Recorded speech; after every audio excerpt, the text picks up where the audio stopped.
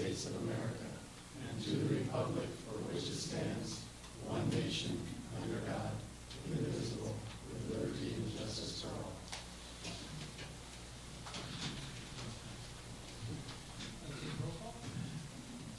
Councilmember Mock? Councilmember West? Yes. Councilmember Morgana? Vice Mayor Edge? Here.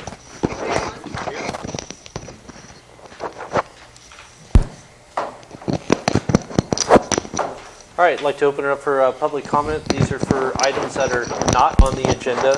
If you'd like to come out, if you've filled out a speaker card, come up. We'll give you 3 minutes, and you can address the council. Georgina?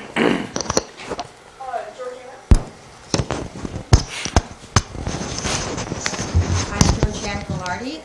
I am representing the San Juan Bautista Historical Society, so my address is 3rd and Monterey, and the little gas station down at the end of the street.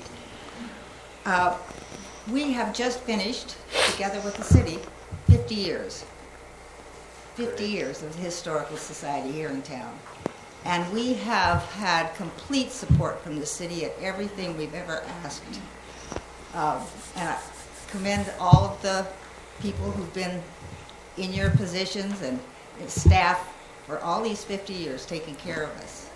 And I look forward to the next 50. I won't be here, but it's in good hands. So thank you very much. All right, and thank you. I'd like Roger to keep the calendar that Roger? we have just published for the next 50 years. Thank you. Yeah. Okay. Thank you. Thank you. You're welcome. That's a neat calendar. Yeah, I got one. I still Where's have mine? a few minutes. That's Yep. He's the best Before- city manager we ever Yeah, had. me too. Thank you. I bought one of the Rotary. Yeah, I've got one. I think that went over his head. Actually, we sold out, so that's it. No, I mean what you said about Roger. Oh, well, thank you. Sorry, Raj. That's nice. When will they be available again? Another 50 years. I missed out on last year, so I made sure I got one this year. All right, speaker card? Todd McGuire? Todd?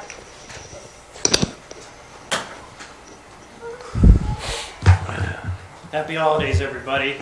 My name is Todd Dubois. I'm a property owner on 7th Street. And in the last few months, the Planning Commission has been trying to work through a revisit of some previous entitlements on some property I own there. And while there's been some grousing and whining, the city manager has been doing a great job detailing the process and the steps and the legalities of the situation. Unfortunately, the Planning Commission has been overreaching a little and struggling, and in the last commission meeting, one of the planning commissioners went over the line and said false and misleading things. So I decided I better step in and try to get some clarification. I have a letter here that copies for the city council and for the city attorney, city manager, detailing those false and misleading statements and my request for retraction, basically. And I'm sorry that these things happen, but it sometimes comes to this. So I would like council to take the time or assign an investigation team to review the videos over the last few months. It's all public record. And speak with 2 planning commissioners specifically. I will send you an email about the other planning commissioner who hasn't gone over the line legally, but is taking action that's really inappropriate. So that's all I have to say tonight, and I look forward to working with the city some more. All right, thank you. Are there any more speakers? Okay. All right, I'm going to close public comment. And before we go to the next item agenda, I'd just kind of like to maybe recap over the past year of, what the council up here has done, since we're going to probably be changing seats tonight. And maybe give Chris a chance to get here in the meantime. Happy to say that we've extended a fire contract for 3 years that will give the city 24/7 protection. They've been doing a great job. We're really proud of them. Next is our debt consolidation. The money that we're saving over the next 30 years is once I saw the numbers, it was pretty incredible. Over the first 5 years, we're going to be saving over $600,000. We also are going to be making our final payment to Payvex next month in the amount of $7,712 and some change, which is going to save us approximately about $92,000 a year. So the city's really going in a great direction. We also now have a youth commission that I feel is going to be really detrimental to the city. Huh? Not detrimental, but he's going to help me out here on this one. Good. Our pellet softener plant looks like we're going to be breaking ground in probably May or June, that I hear. Their debt consolidation on that is actually making the road pay forward for that. And we're actually going to be increasing water quality into the city. Also, we've had is the ordinances and matrix and lots and zoning. We've refined. We've also, let's see, we had a few other things here that we're going to talk about. Housing. Over the last 3 years, we've done 11 permits. We've really need the finance for that. 86 lots are going to be coming into the city. It's going to be spread out over about how long? 4 years. About 4 years, from anywhere to 2 to 5 million in fees. More like about 3 million. Average of 3 million in fees. So it's going to definitely, we actually are looking into having a lot more law enforcement if we can get 24-hour coverage. Just the money that we're saving in debt and the money we're saving in fines should pave the way for more law enforcement in this town, which we need now, right? We're also almost on the finish line of our general plan. We're getting pretty close. We spent about $130,000 on that in the last year, so that's pretty much what we pay for another sheriff, so we could almost double our coverage. And we've been able to come up with that money and be able to pay for that general plan that will take us all the way into 2035. We also we've also had an ordinance of plans for the for the right-of-ways of the futures. Plan line, yeah, we adopted a plan line ordinance. Which is going to, for the vehicles, bikes, and pedestrians. And think of anything else, Raj, we've had in the... No, I think that Sinking I think. Or what? Sinking funds for replacement of equipment, Yes. something we've always needed. A couple years ago, we only had 3 people in Public Works, and now we're up to 5, and we're getting a lot finished up. 4.5. 4.5. I was giving them the benefit of the doubt on that one.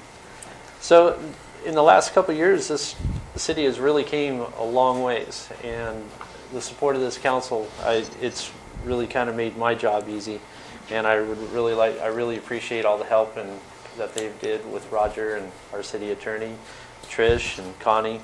I really thank you for all the work and stuff you've done for me. Thank you. So we'll move along. We'll go to ceremonial items. Select the mayor and vice mayor. For nominations. Yeah. Hold on. Did you, I can bring her up. Go ahead. Yeah, that's my last time.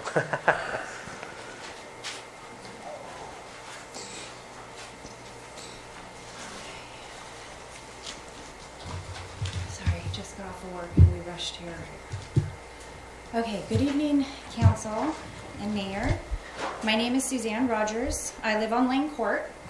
This is my family. It's my husband, my 2 kids, Cannon and Violet. I've been before you one time before. This was months ago. We still have an open storm drain that is emptying into our backyard. After the last city council meeting, I was sent a letter in the mail, and I'm sure you all got a copy of it, that stated that the storm drain was a Caltrans issue, not a city issue. And so I did pursue Caltrans. And after 3 months and surveyors out and talking to supervisors of our district, it was finally basically said that Lance Gorman, who I have his number and he'd be happy to speak to any one of you, he said that it is not the responsibility of Caltrans, that it is actually a city of San Juan Bautista responsibility to fix the storm drain. So the sound wall that was ordered, I guess, by the city of San Juan Bautista to be built, he has the documents that prove that, and he said he would be happy to show it to you, he'd fax it to you, he would bring it, he would even have a meeting. It says that it was never an issue because the pipe was underground and it was unknown of to Caltrans and to whoever did to Caltrans who did the construction of the wall. And it was something that was signed off by when the development was made, and it was never finished. It was buried in the dirt and it was left unseen until now. So Lance Gorman, who works for Caltrans, called Roger, spoke to him, and Roger had said he would take care of it and that it was going to be done. The pipe was going to be done. So Caltrans offered also the financial responsibility to divert the pipe and to have it periodically flushed out, because I guess the pitch is going to be so that it's not going to be enough. But sediment will collect at the bottom and they will come in and they will flush it out. So maintaining the pipe would be part of Caltrans' future. That's what I was told. I was informed that the city would fix the pipe. Lance was too. And then I called 2 weeks ago, or 2 weeks later, and I was told we were secured a good price on the pipe and that we were waiting on bids from excavating companies. And then I phoned 2 weeks after that to check in, was told the pipe was available and the tractor and or labor was secured. Now we were waiting on permission from the property owners behind us. And then I called yesterday and I was told December 14th that they had permission, we had permission from the property owners behind us, and that it was really not it was a Caltrans issue and the property owner's financial responsibility. First of all, I don't feel like we are responsible for the pipe. I feel like it is a city issue, and I feel like we were told many times that this was going to be fixed, and it is still not fixed, and now we have tons of rain flooding my backyard. So I ask for the council's help, please. Okay, thank you. Thank you. Roger will listen out. Well, it's a little bit more complicated than that. When the original subdivision was installed, they installed an 18-inch storm drain pipe that goes between Mrs. Rogers' property and the adjacent property, and it drains to the boundaries of the state highway, and it discharged into the state right-of-way, and that was the way it was designed, and the easement.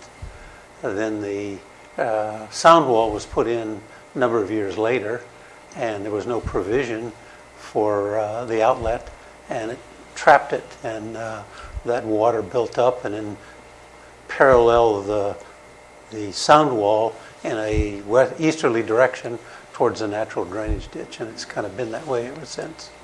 And unfortunately, and I think what Caltrans has said is that the city authorized that. I wasn't around. I don't know who authorized it or not and who gave the permission or not, but basically the original plan shows it where it was drained, and it drained into Caltrans' property, and the sound wall that was installed blocked that pathway and diverted it, and now it kind of stacks up on the Rogers property. The previous owner, I guess, had a fence there to where no one would go down there where the water would go, and that's been kind of removed, yeah. So that's kind of where it is. So I wrote a letter, I think, back in April to her, and I says that because it's private property, we don't have the right to go in there unless we have the permission, and we don't have the right to spend public funds in private property unless we have it's our responsibility. Now, the question is whose responsibility it is. I told them that I would help them facilitate it, and I wrote letters to the adjacent property owner that gives us permission to bring all the equipment, pipes in there from the old Johnson property, and allows us to there, and then we can access it so we don't have to destroy any of their landscaping that comes in. And then I also called the piping outfit up in Morgan Hill, and they gave us an excellent price for about 100 feet of 18-inch pipe at about $10 a foot. And so it was a substantial savings in terms of normal 18-inch ADS storm drain pipe. So How many now feet the does it question there require? is we have to facilitate, and I've approached 2 or 3 contractors that would donate their time to go over and get a backhoe in there and an excavator for them. So, so the question now is who's going to pay for the pipe? And I think that we have the permission to get to it. I told my public works will take down the fence, and if we can get a contractor to dig the trench and he can lay the pipe and backfill it, then it's a done deal. Okay. And that's the question there, is I can't spend public funds unless somebody authorizes it or there's some justification for it. Unfortunately, I don't know who was responsible for the construction of the sound wall and who was the liaisons between the city and the state when they did that. What year was that wall done? The subdivision was done in 1984. 95? In 95. So it was about 10 to 11 years after Who was the here then? subdivision was done. Who was here then? 95. 95. We didn't, Caltrans put the sound wall in. We didn't put the sound wall in.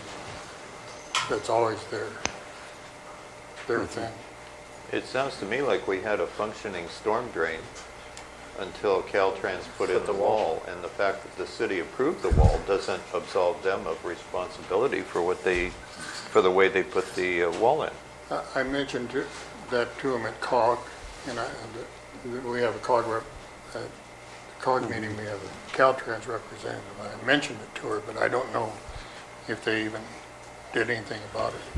But that was my opinion, was that Caltrans put the sound wall in, plugged up the drain. It's their responsibility. I don't know why they're getting And 100 feet. I outlined So I don't know. 2 alternates Unless he's gonna take it down to that far we could end. do to approach to solve the thing. That was, one is to drill a hole through the wall that would let that 18-inch pipe continue with the drainage. And then the other would be is to put a pipe parallel with the sound wall going in an easterly direction and drain it beyond the limits of the property. So under the Brown Act, we're only allowed a brief discussion in response to public comment. So if we want to discuss this further, we probably should So put we it can on put the it agenda. Yeah, on the agenda for next month. Yeah. So we can do- Pipe ends Huh? Hey, and then goes through. She just said we can't keep talking about this, so put it on the agenda. Yeah, All right. you can talk to the extent of this is the problem, but you can't take any action on it. Yeah. Okay, so we'll look into it. So we can continue it, we'll agendize it, and then we can come up with some plausible solutions. All right, so that closes it for public comment. Okay, we'll move along back to 3 ceremonial items, select mayor and vice mayor. Do I have any nominations? I'd like to nominate Rick Edge for mayor. Second. All in favor? Aye.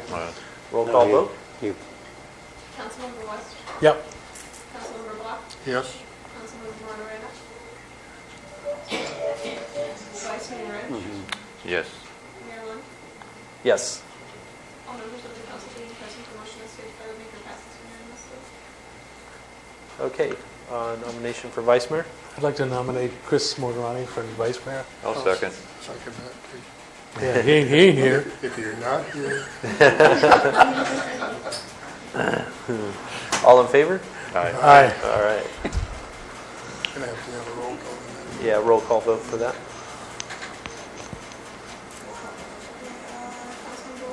Yes. Councilmember Bach, Yes. You get to take over now.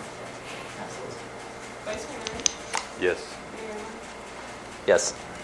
All members of the council being present, the motion is stated by the capacity of the seat. All right. Would you like to take the throne? Okay.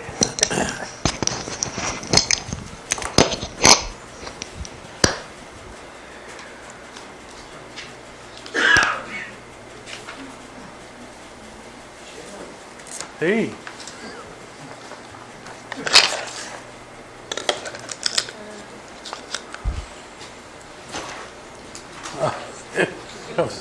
Here comes Chris. Mr. Short Straw. Yeah. Congratulations, Chris. You're the second person that said that. I'm sorry I'm late. I'm just coming from a funeral. It's for the reason my suit. It's okay. In the meantime, we gave you a new job, Okay, what is that? Vice Mayor. Thank you very much. I think. Yeah. Okay. We'll move on with item 4, consent items. Anybody want to pull any of these?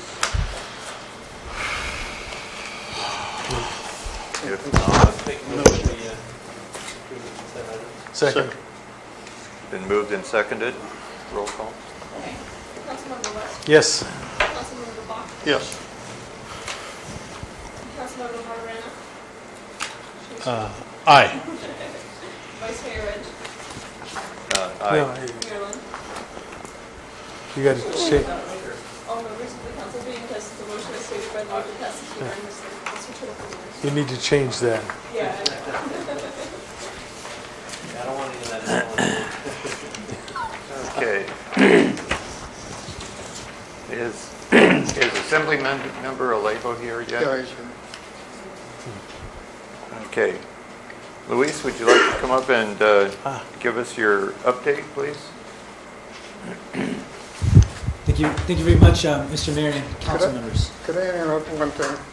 I want to congratulate you on being Legislator of the Year. Thank you very much. Yeah. Appreciate that. Yeah. Well, everybody, this is my one time of the year where I come before all 9 city councils and the 4 county boards of supervisors to at least give a report to, first of all, to the people of San Juan Bautista, and certainly our council and our city staff. I think I try to come so that I could hopefully continue to complement the work you're doing here locally. I'm coming to visit on Friday, I think a meeting on water with Councilmember Bach. So I look forward to talking more about that this coming Friday. But this gives me an opportunity just to let the people know what we accomplished this past year.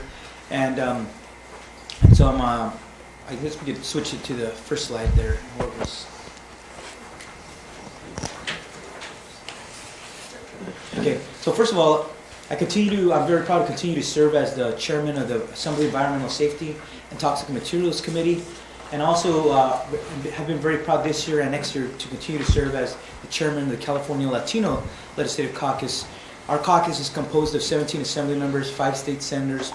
But for the first time in our 43-year history, we have the first Latino president of the Senate, Kevin De Leon, and then we have our next speaker of the Assembly, Assemblymember Anthony Rendon, which are the 2 top leaders in the House or members of my caucus. But I'm also very proud to serve on the Assembly Judiciary Committee, Governmental Organization, Local Government, and certainly Veterans Affairs. I'm here with my staffer, Daniel Dodge, former mayor of Watsonville, but also, he covers San Benito County for me, South Santa Clara County. So when I'm not here, it's my dedicated staff for representing me at many of the community events and meetings. And we're also passing a sheet, There Ought to Be a Law. It's our opportunity at this time. We're going to start again on January 4th, the new legislative session. But we believe that it's very important to give the public, everyday hardworking citizens, the opportunity to give us their own ideas of how we can improve California laws. I've carried at least 1 every year, and so far 3 out of 5 have been signed into law by the governor. So it's encourage the community to submit their good ideas. This is just a map of the 30th Assembly District. Every Assembly member represents almost 500,000 people. A Congressman will represent 750, a State Senator represent 1 million. But our district starts at Morgan Hill and Gilroy and San Martin. all of San Benito County, South Santa Cruz County, which is Watsonville, and then most of Monterey County, the Salinas Valley, and certainly the beautiful Big Sur coastline as well, starting at Carmel Highlands down to the county line at San Luis Obispo County. So this is just a brief overview. I had a very successful year this year. I had the most bills signed out of in my 5 years. But 2 years ago, I had 11 out of 11 bills signed into law by Governor Brown. Last year, I had 12 bills sent, 11 were signed. The only one that was vetoed was one that I got signed this year and was the result of winning this Legislator of the Year award by the League of Cities. But this year, I sent 18 of my own bills, and I co-authored 2 landmark bills that were signed by the governor. So a total of 20 bills, 18 were signed into law. That's the most out of any of those 80 assembly members. Any of my colleagues, the average is about 6 bills being signed by the governor, and I had over 3 times that amount. Some of my legislative accomplishments this year started out as bills, but in June when we voted on the budget, we were able to insert them into the budget and include them, and those were big victories nonetheless. So first of all, I authored a bill, AB 200, which is trying to increase for the first time in 15 years the number of competitive Cal Grants for our college students. We have some students in here today. They're thinking about going to college one day, but it's very expensive. It's very unaffordable. I know it was expensive when I went to school, but it's much worse today. So we've done several things over the last years to make it more affordable, but we hadn't increased the number, because there's a limited number, we hadn't increased the number at all of Cal Grant A and B in 15 years. So luckily this year at the end we got the first increase for a total of $50 million for our college students. And also we fully restored the money for the EOPS programs. These are the programs at community colleges that help... I'm sorry, the laptop just died. that help our students succeed and be able to transfer and go to the university. I think we're completely out then. No more PowerPoint. Give me 1 second. Well, I'll try to get through some of these. We've done these plenty of times. I just came from the city of Salinas. Yeah, thank you.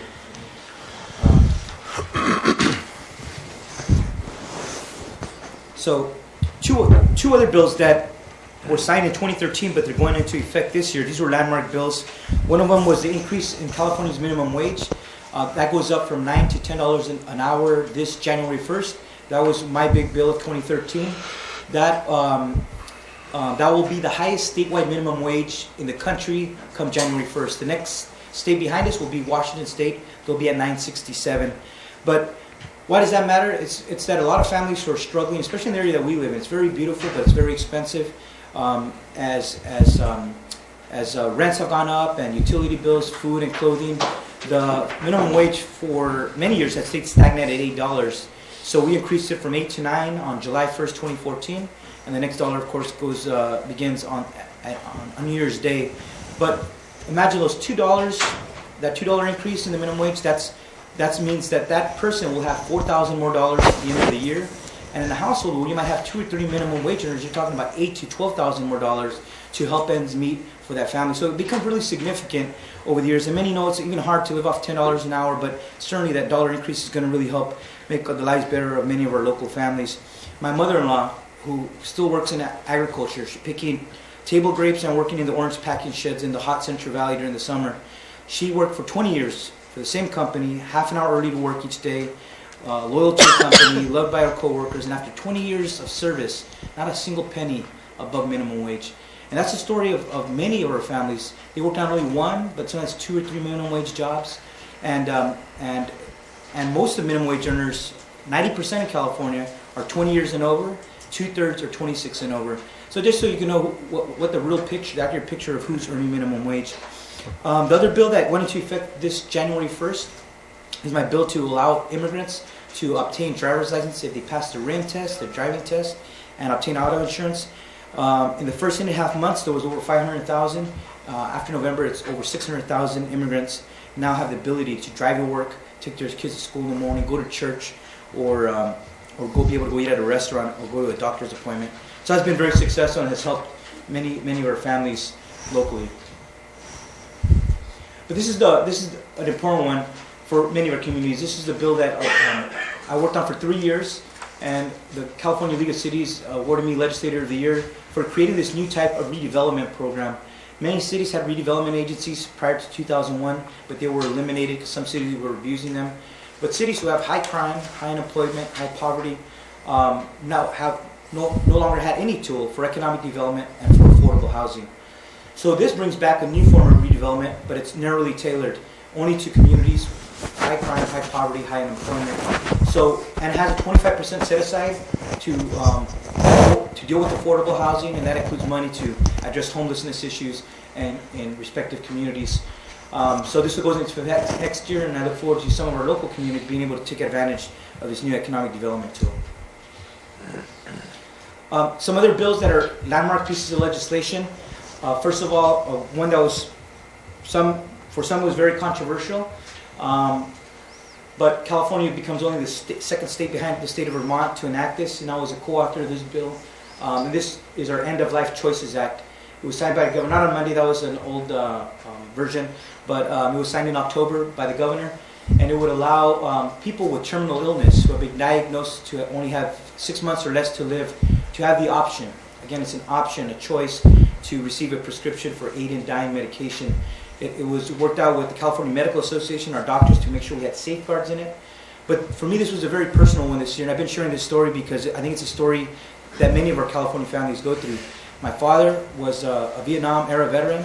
He was the pastor of his church most of his life, and was very involved in his community, gave back. But right now, he's fighting for his life, fighting to stay alive, fighting terminal bone cancer.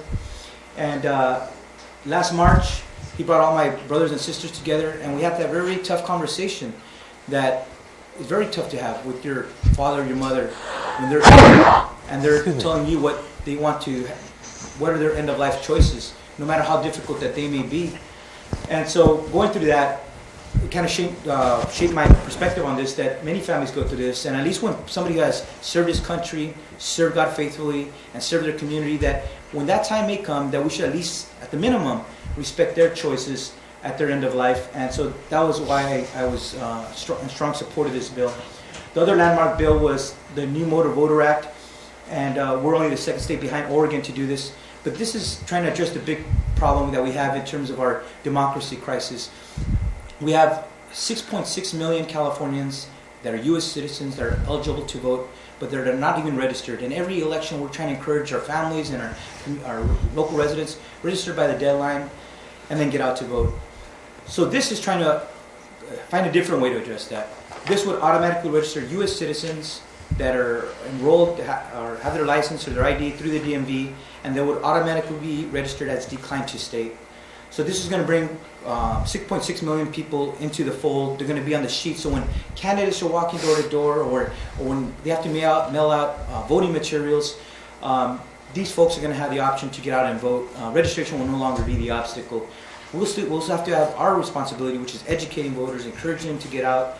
And certainly this is going to be a game changer for the next November election, because it will be implemented not by the primary but by the general election. But I think it's going to be dramatic when we see 6.6 million people now being able to have the option to vote on election day. And along with this same theme, last primary, 2014, we had the lowest voter turnout in California since 1946. Only 18.3 residents came out to utilize that fundamental right guaranteed under the Constitution. So we've been trying to find other innovative, simple ways that we think we can remind voters and emphasize the importance of voting. This bill was simply trying to utilize our existing electronic highway signs to remind people to vote on election day. And we work with public safety to make sure that it's not going to have precedent over emergencies, amber alerts, blue alerts, traffic alerts, or other safety alerts. So I think it was a good compromise. I'm going to try this out, see how it works. But again, trying to find creative ways to remind voters about getting out there and choosing their representatives. On the environmental side, as I said, I'm a chair of the Environmental Safety Committee. I was very honored this year that I had 5 of my bills to protect the environment, to go after polluters, signed into law. In fact, when the governor signed these 5 bills, he sent out a separate press release just announcing that he had signed these 5 bills. But it increases fines on polluters, increases interest rates. That gives them the incentive to pay in a timely fashion, and the power to subpoena records from these companies. I have this photo up here because this is the Exide Vernon Recycling Center in Los Angeles County. This is a battery recycling plant, and that was emitting toxics into the air. Year after year, violation after violation, the state somehow kept giving them emergency permits to continue functioning.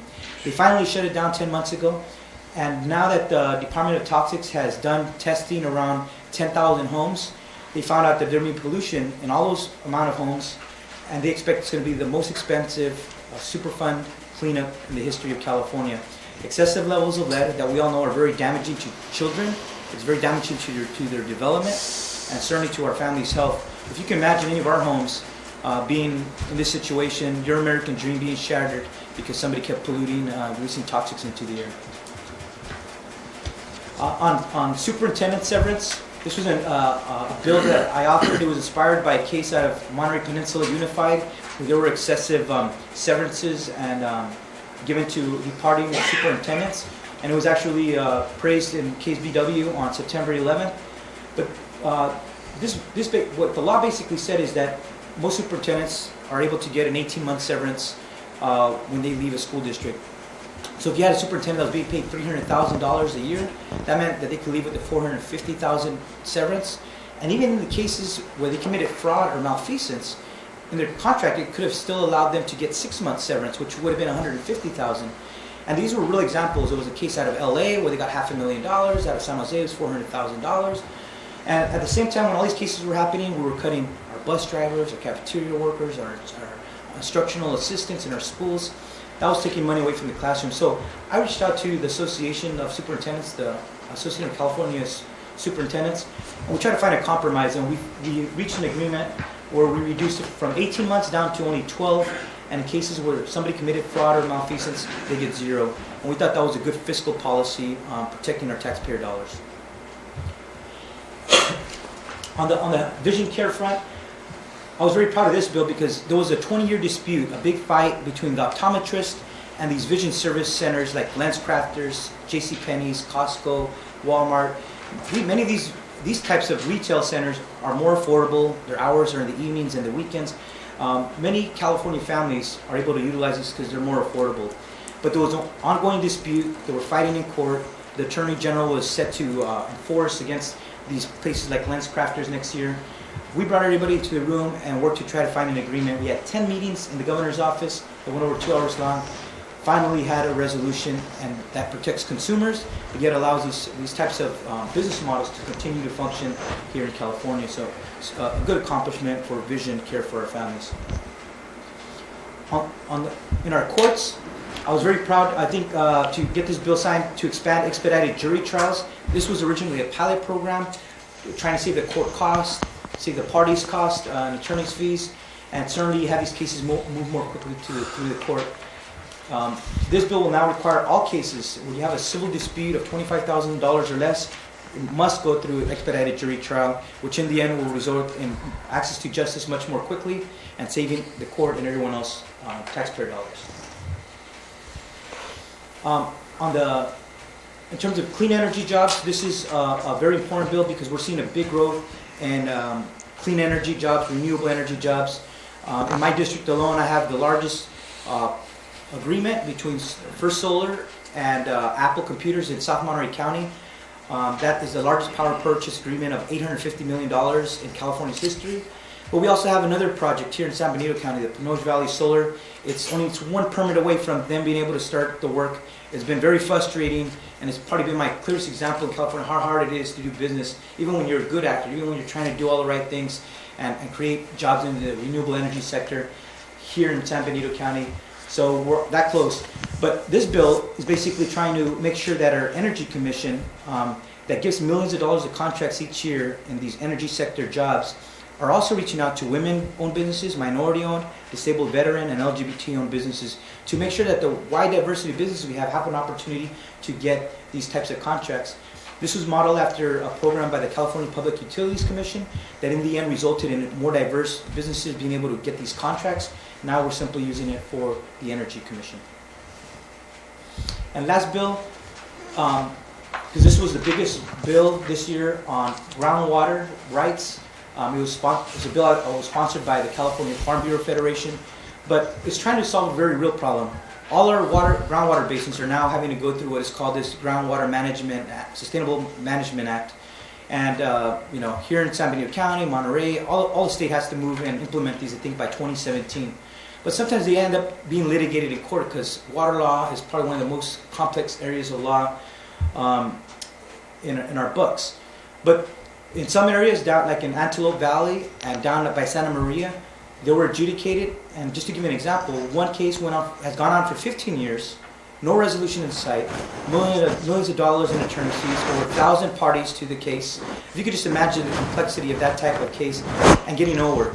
So this tried to learn from those examples, try to find some more efficient procedures, and we hope that this in the end will have us find solutions quicker rather than years of litigation in court. And so I was very proud the governor signed this complex bill. This only had 15 meetings in the governor, over 2 hours long each meeting this year. And last but not least, I also like telling people, well, we had some great victories, but we also had things we weren't able to accomplish. I had 2 bills that were vetoed, one on multicultural studies, one on California Voting Rights Act. But these are some other issues that we're going to continue to carry next year. Certainly on transportation, I was appointed by the Speaker to be a member of the Extraordinary Session Committee on Transportation. And we will be bringing this up next month again. And hopefully we find a package of bills so we could have a new funding source for fixing our roads and our highways and our city streets. You guys probably get a lot of complaints about potholes, and I know I did when I was on the city council, but it's hard to do it when you don't have a significant funding source coming from our state. We hope that we come up with that package early next year. But as a member of that committee, I was the first to file a bill in the extraordinary session, ABX 1-1, that is trying to shift back these truck weight fees that all these big diesels pay for when they're on our highways. That's $1 billion a year. The state borrowed it during the recession for obvious reasons. But now that the economy is recovering, I'm saying let's put that money back where it belongs. Half of that $1 billion is for cities and counties to fix up their roads and streets. The other part of that is there's another $500 million that was from these loans that were taken from transportation funds. If we paid that back early, it would give back another $500 million for a total of $1.5 billion to fix our roads and highways in our state. It's not enough because we're backlogged right now $59 billion in road and highway maintenance in the state of California. But certainly, hopefully with the other package, we could have some other funding mechanisms to really make ground on that. The second bill listed here, asset forfeiture, it's against criminal transnational gangs. And for me, this was important because people often say, what are you doing about crime? Salinas in my district has the highest murder rate in its history, probably the highest per capita in California. And I always say, if you really want to go after gangs, go after what hurts them the most, and that is their money, that is their assets. And so this is basically trying to model a tool that's already available for federal agencies like the DEA and FBI, but it's not available for our local and our state law enforcement to be able to go after their assets. This was sponsored by Attorney General Kamala Harris. It was sailing through the legislature. It got held up in Senate appropriations, the second to the last step in the process. We're going to reintroduce this again next year and hopefully get it done. And the last one was a kind of an innovative bill that was trying to address the needs in agriculture, trying to make California the first state to give farm workers who are undocumented the ability to get a work permit and have relief from deportation if they haven't committed any crimes, and they could have the ability to pay taxes, support their families, contribute to California's economy. This is a complex bill because only our federal government can issue work permits. But what we're going to do with this bill is to enter an MOU between California, Department of Homeland Security, U.S. Department of Justice to give us the authority, to delegate the authority through an MOU to be able to carry out this type of a pilot program. Where right now we have the greatest need, which is in agriculture. 50 to 75% of farm workers are undocumented. And if you talk to any farmer right now, labor is scarce and it's really hurting many of our local businesses. So with that said, I just want to say thank you for coming. Let me report on some of the accomplishments this year in Sacramento. And I look forward to continue to work for you up there next year. And certainly anybody from San Juan Bautista, if you're visiting Sacramento, you want a tour, my office is there to set that up for you, for the schools, for a community group. We're there to even help with those kind of visits to your state capital, and you always have your office there on the second floor in Sacramento. So with that, thank you very much, everybody. Appreciate it. Thank you, Thank Luis. you. Any questions? Oh, sir. Anybody in the audience have any questions? Okay. Thank you very Thank you very much for much. Have a coming. good night, everybody. Yeah, Merry thank Christmas, you Happy New again. Year. Thank you, same to you.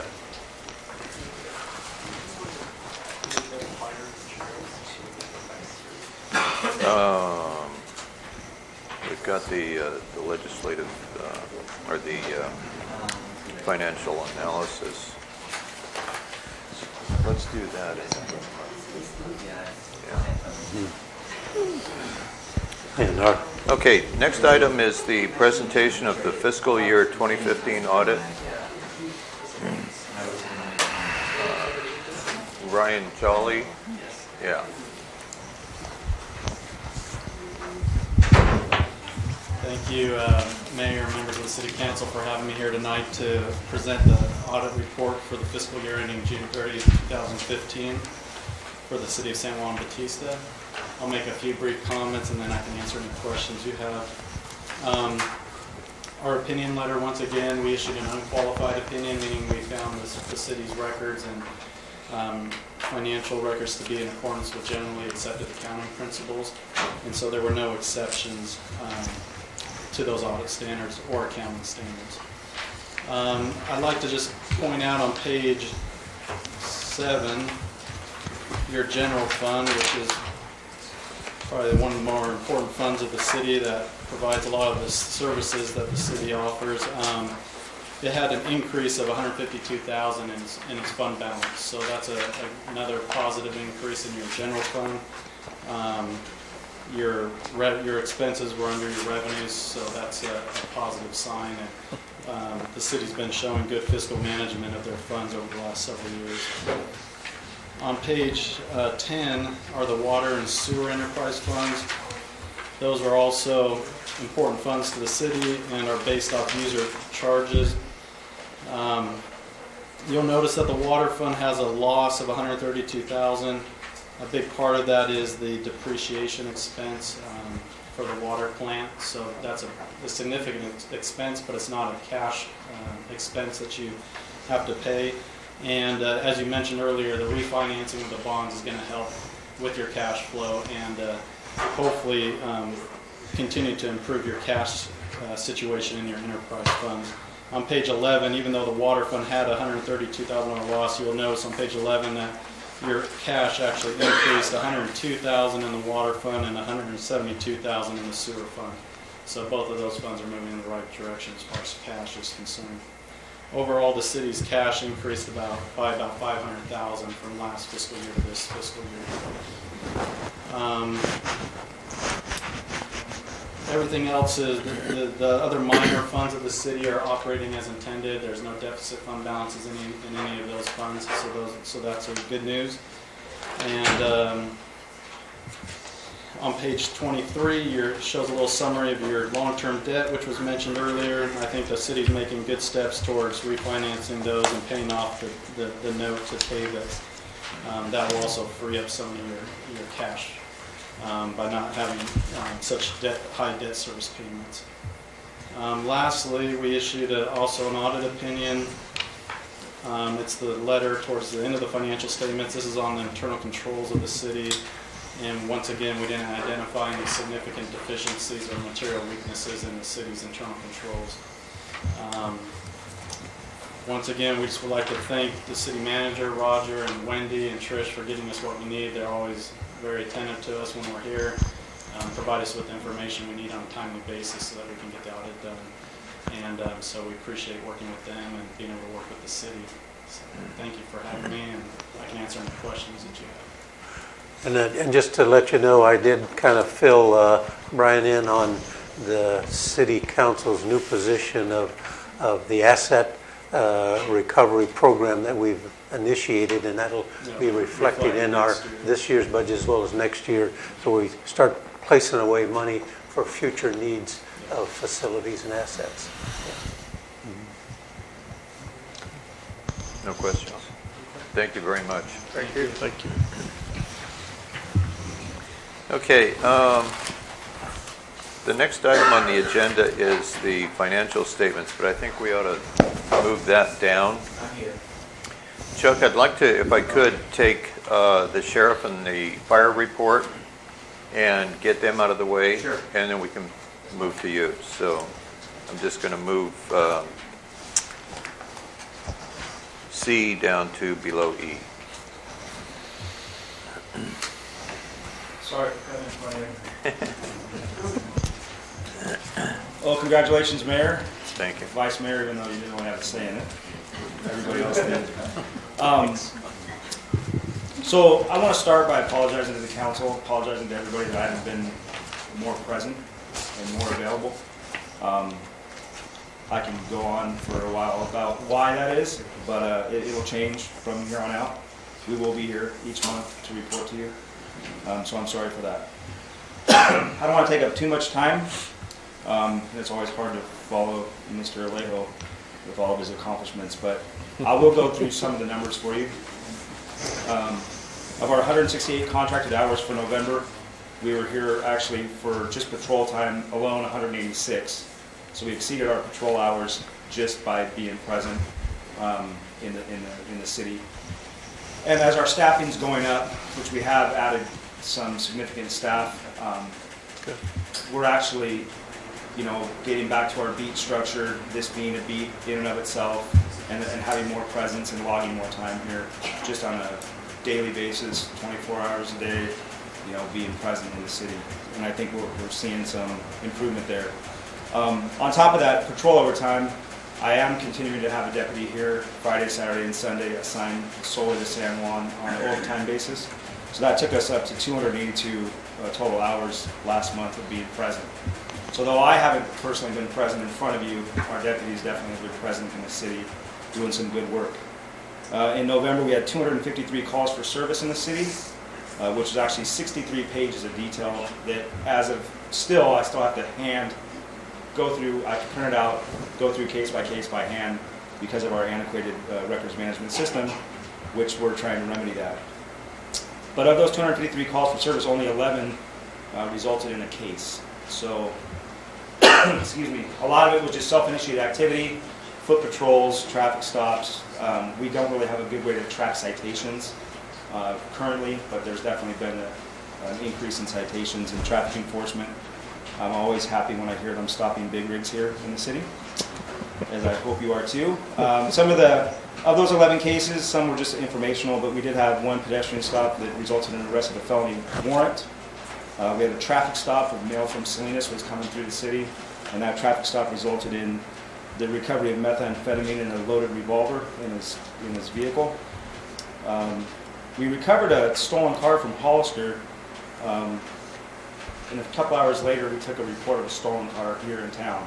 So the concern there is that maybe stolen cars are coming from outside the city, being dumped here, and then picking up cars as they leave. Not that I've seen that as a trend, but definitely the timeline on that is troubling. We had a burglary on Franklin with some significant jewelry taken. That's an ongoing investigation that our deputies have recovered some good information.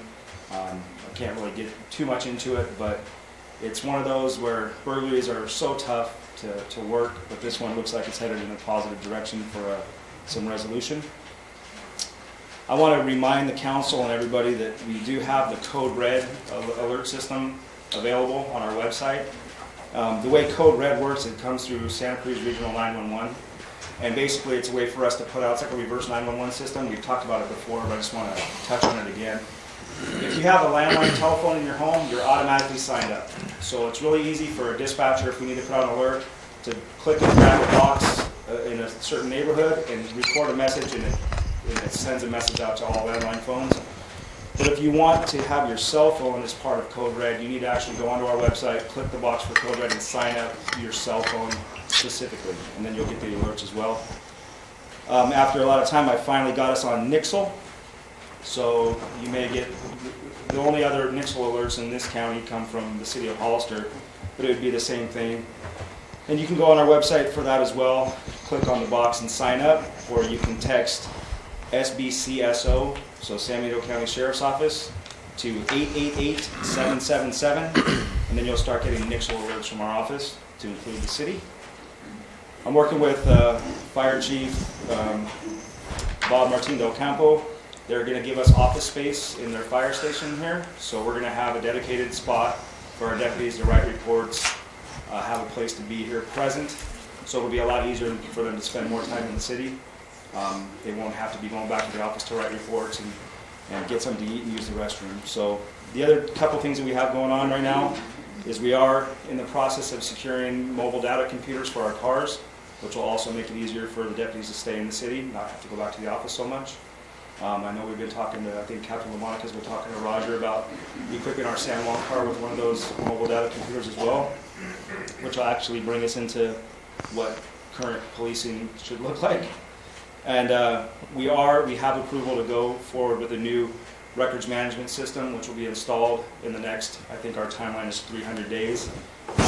But that's going to make reporting information for you to be able to get off our website. It's going to make everything a lot easier and more streamlined. So with that, I'll take any questions that you have.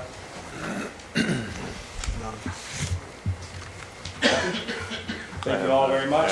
And Thank you like very I said, we will be here each month from here on out. There's one thing. Yes, sir. Was mentioned to me.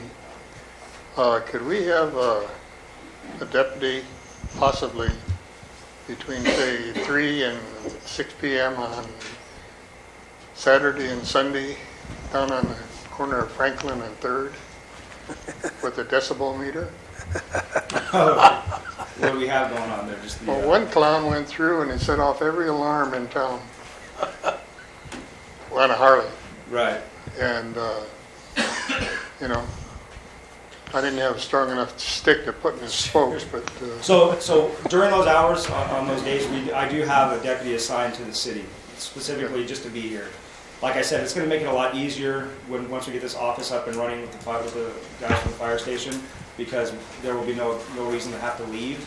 But definitely during those times, we can make sure that they're more focused on loud exhaust enforcement and things of that nature, for sure. Appreciate it. Anything else? Thank you all very much. Thank you. Okay, we'll go to the fire chief's report. Somebody answer their phone. That's Maggie. I think we got taken care of. First of all, happy holidays and congratulations on your seats. I'm here on behalf of the fire chief, just to be quick as far as report. As far as I'm going to start off with runs from November 1st through December 14th. District 4, Station 4, which is our area here now, ran a total of 40 calls. We had a total of 4 fires, total of 7 vehicle accidents, 18 EMS calls, and 11 others include public assist, alarms, gas leak, hazmat, etc. District 3, which is Station 3, had a total of 62 calls, total of 5 fires, 19 vehicle accidents, and 25 EMS calls, and 13 other miscellaneous calls. District 2, Station 2, had 134 calls, 5 fires, 7 vehicle accidents, 86 EMS calls, and 36, etc. as far as public assist, alarms, gas leaks as well. District 1, which is Station 1 downtown, had a total of 157 calls, 12 fires, 19 vehicle accidents, 88 EMS calls, and a total of 38 public assist, alarms, gas leaks, etc.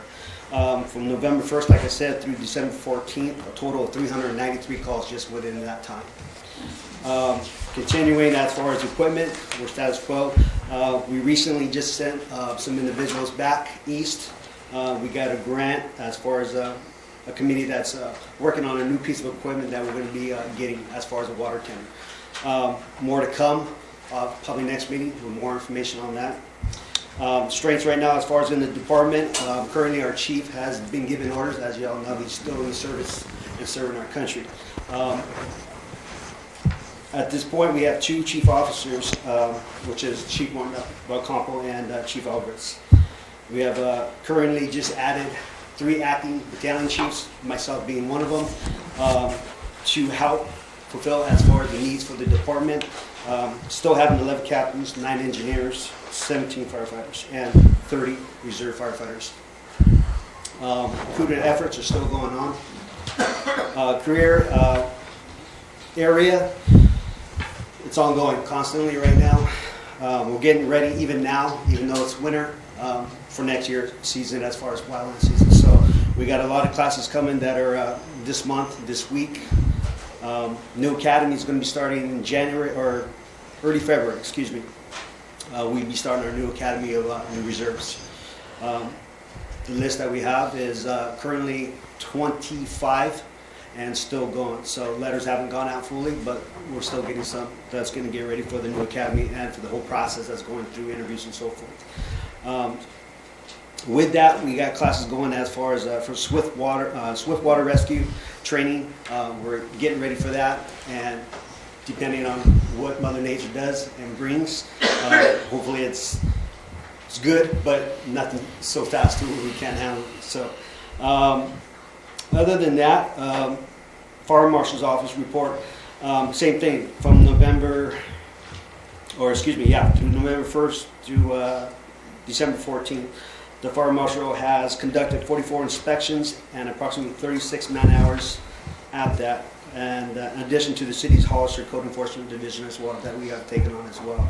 So, any questions?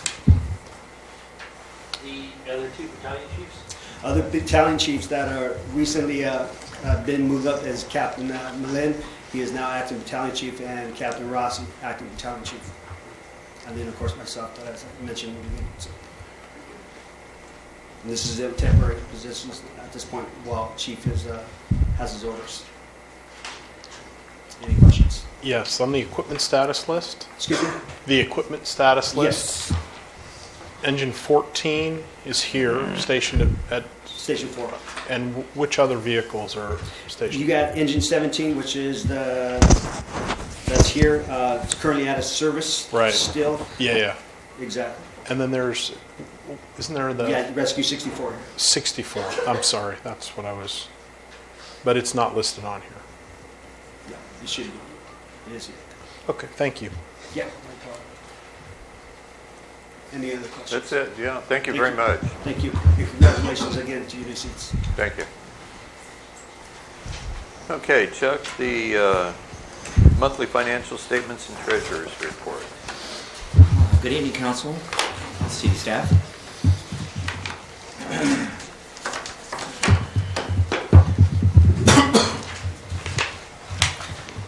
Once again, my name is Chuck Geiger. I'm the city treasurer.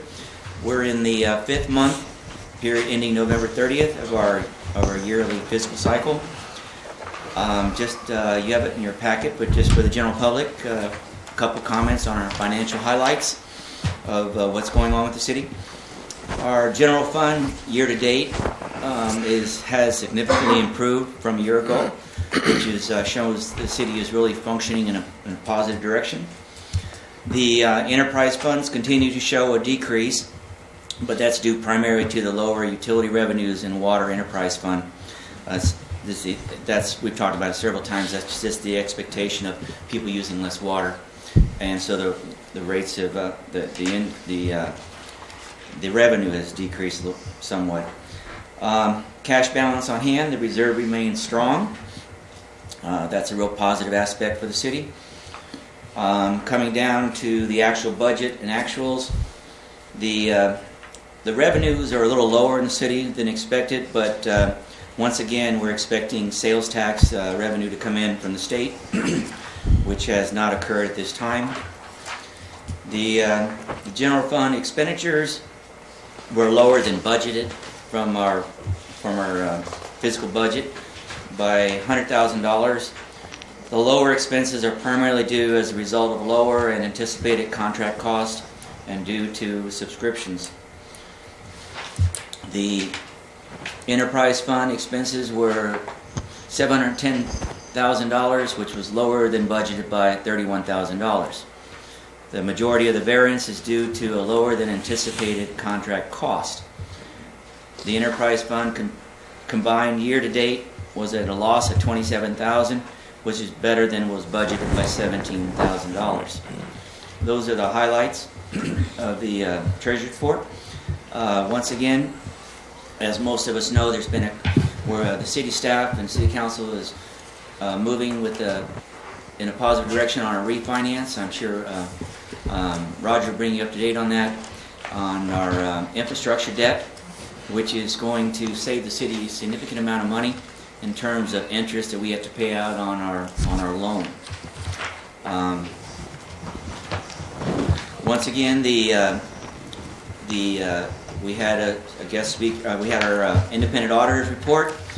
I think most of you have a copy of it. It ended up to be about 30-some pages long. It's very positive for the city. We're moving in the right direction. And the speaker had a number of positive comments about the way our finances are moving in San Juan. So that was real positive.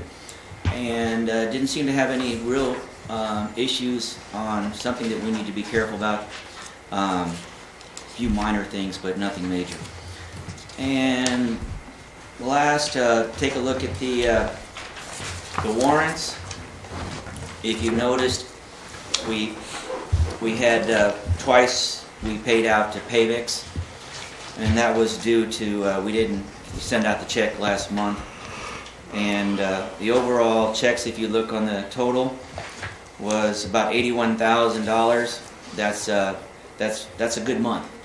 If we get under 90,000, we've had a good month in terms of expenditures. And maybe Roger, you'd like to tell me. Chuck, you can point out that of that 81,000, about $8,300 is refunds and reimbursements from various accounts that we have programmed into there. That's so correct. the net cost is about $73,000. You know, Yeah. There's a couple environmental contracts in there that we pay the bill, but we get reimbursed for. And then the community center, there's a lot of refunds there, about $2,300, and that's all just pass-through money. Right. I was just going to say, you know, I'm looking forward to the next couple months and see how things move forward with what we're working on. The council is very aware of the refinance situation, and I just want to tell you it looks very positive. And I just think that, you know, Roger has done a great job, the city staff has done a great job, and the council's been very supportive of this action, and it will save us tens of thousands of dollars in the near future. So, say thank you to all Yeah, of you. and I think Chuck would point out is the graph that was prepared. The first graph is expenditure, the second is income, and it shows that we have a plus of about, an expenditure of about $80,000 over the first 5 months, and that is a result of primarily of the water account. And last of all, I'm glad to see the rain. I think we've got some more in the forecast. And I was talking to Roger the other day, and the water level is looking good and rising. So that's real positive, because we were a little concerned about how our water was, how supply was left. But we're moving forward with another well. Everybody knows about that. We're drilling for it. So the city's in good shape. Thank you very much. Any questions? Any questions? Just on Oh, sure. The U.S. Bank? Yes. 800. Okay, I think that, Trish, if you were, Trish, this has to do with our costs that we have to pay the bank for servicing. What? The U.S. Bank? U.S. Bank, yes, that's our credit card. Credit card. Oh, okay. credit card, okay. How much was it? 800. 800. Is that like per charge per card, or a percentage of what we take in by credit card? We do get like a rewards or rebate back on it. Okay. Quarterly. Trish, I think what he's asking, is that the credit card payment, or is that for credit card services? No, that's the credit card payment. That's the payment. So payment on That's- purchases made. Correct. Okay, thanks. And that's really not very much. No, Think I about just, it I on think the that's month. what you were trying to, But he was not you thought it might be understanding. a charge that the bank is putting on us? Yeah. Yeah. It's 10,000 a year. No, but they do charge us. But we do get points, don't we, or something like that, for using it? Okay, any other questions? I had a couple. Ferguson Enterprises for $39.49. That's water valves and fire hydrant that we've purchased, and we're getting ready to put that in. Okay. You know, And then Design Line and Granger, I assume that's printing? printing, and that was primarily for the general plan. We finished the general plan, and I budgeted $3,000. We've spent about half of that on the first draft that's being reviewed by the Planning Commission, and then once it's culminated and adopted, then we will print out probably 25 or 24 copies, and then that'll be distributed amongst all the council, Planning Commission, and then there'll be one in the county library, city of San Juan library, Public Works Department, various public agencies, and then they will have maybe a half a dozen that'll be up for sale for individuals who want to buy it. And there was two in here, one for Jessica Irving for 700 and one for Maria Rojas for 500. Those are refunds where they put down deposits for the community center, and then they get back the refund if they clean the thing up, you know. Mm-hmm. Just a comment on one of them, the Water Resources Association. That's something, Roger, we're looking at when coming to the council about that issue. And I don't want to get into it right now, but just want to tell you it's an issue that we're going to be addressing, and hopefully we can make that a little more less expensive for us. But right now, that's the contract. Okay. All right. Anybody else? All right. Thank you very much. Thank you, Chuck. Thank you. Okay, library report. There's Dee. Hi. Hi. I've had my eyes opened because there's actually people that are not library people. It was a concept to me that was foreign. I would like to think that the Jewel of San Juan has something for everybody. Faxes, the latest DVDs and bestseller books, purchased monthly, mostly by the Library Auxiliary. If your printer goes down or runs out of ink, we can fill that need for you. Need a meeting place? We have a room, bulletin boards for the community to post. If you have a lost dog or you want to teach music lessons. We have books for sale all the time. If you're doing genealogy on your family, we have The Source, or we can send you online to a local assistant who researches family trees. In the late 90s, I came to the library to volunteer, and we were putting barcodes on all the material. And the computers were added with a grant from Bill and Melinda Gates Foundation. So now I see ebooks is our next step to update the library. And so we're researching that right now, the possibilities. The library is the only option for San Juan citizens. They have free movies, free computers, Wi-Fi 24/7, books of course, story time, and low-cost programs, which is our summer programs. Every Thursday we have First Five comes to do story time with the little ones for an hour. They sing, they do crafts, and of course read books with a theme. We are looking forward to our next summer program. To our next summer, we have another enriching program for our youth. Mary Shaw Karan will be organizing and calling on locals to help out. Last year was impressive. I do hope you guys can come and check it out and see how excited the children are and what they're learning about our environment. Since we have Wi-Fi 24/7, it's been suggested to have more outdoor seating and a table in the foyer when we're open, and having Wi-Fi has increased our numbers.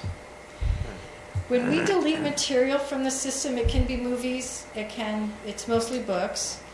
They go out in the foyer for sale, and if it does not sell, I like to donate wherever possible.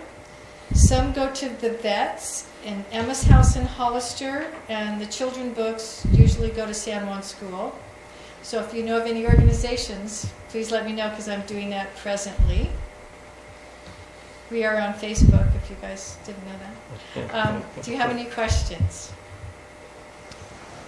I have a comment. I want to say this. I probably use the library more than anybody. Yes, you do. But I can read a book in about 3 days. But I will say this. If you tell Didi you have a certain author or a book that you're interested in, within a couple of weeks it shows up. And I appreciate that very much. Good. So I invite you guys to come and check it out. Come see what we offer. There's something for everybody. I also wanted to say, I'm Connie, and as some of you might know, I also work at the library. I wanted to say that Dee Dee came in today because we brought up the needs assessment for the county, I believe that Chris had brought to us. And we kind of just wanted to, Dee Dee kind of wanted to throw out there everything that we have done for the community so far, and it continues to get better. We have a library survey. Right now it's at the library, but we're looking to get it at the bakery and possibly at the windmill. It's pretty much asking the community where we can improve as far as services go at the library. We have come a long way in the past 3 years or so, but we're still looking to improve because it is the only free option that San Juan has to offer for the citizens in the community. So, yeah. I have, did you, Robert, you had? Library hours? Monday, Wednesday, Friday, 1 to 5. Tuesday, Thursday, 12 to 6. Saturdays from 10 to 2. We changed our hours November 1st for the winter because we did kind of we were checking to see if the later hours from 6 to 7, there really weren't that many patrons, so we backed it off and we do get people that come in at noon now. Saturdays 9 to 10 was pretty dead, so we moved it. And we have seen an increase in patrons between 1 and 2 because usually tourists come in like around that time and they just kind of want to check it out, or they go use the bathroom or something, or use the Wi-Fi, and that's just more patrons that we can count on Saturdays. And we still get about close to 1,000 people a month going to the library. It's pretty crowded in there. Right. I was just thinking it was maybe one night a week or so that they have like a later hour, if that would be beneficial at all. I think it was 2 years ago, I decided and talked to the city manager about extending, because I wanted to bring patrons in for game night. I bought popcorn and it wasn't as attended as I was hoping. So, I mean, if you want me to try it again, I'd be happy to. I didn't know anything about it. Yeah, so that's the problem, is getting the word out here is a challenge in town. You just don't want to conflict with Pedro Night at the Native Daughters. No. That would be a major problem. It would. I have a question. Robert and I sit on the Intergovernmental Council, so you and I had a long conversation, and I'd like to get your input for the council here on the needs assessment that we discussed, that the county and the city of Hollister are proposing to do, and have asked us to participate in to gather information about the public need within the county, including obviously San Juan Bautista. Are you in favor? Would you suggest that we support that activity? Sure, yes. Okay. You think that would be valuable input for you? I would be really curious to see what you guys find, sure. Okay, Yeah. Thank you. Yes, thank you. Thank you. Okay, we'll move on to administrative report. Well, members of the council, Public Works crews, they're preparing for the rainy season and out cleaning catch basins and ditches and stuff like that. And even we've got our street sweeper running out on a regular basis now to get the leaves out of the gutter so that it won't clog up the storm drain. One of the things that we've incurred is a lot of low-hanging branches, and we're trying to trim those off and brush those trees up and get them up above so that they don't create a problem and stuff like that. The normal routine maintenance they're doing, however, the crew is going to initiate what I've been pushing for the last year is a valve exercising program on our water distribution system. It's been neglected for a number of years, and in times where you have to shut down mains, you got to have those valves operating and working, and so they're going to be out starting to shut down the water valves at various key intersections and then open them back up to exercise them so that they operate.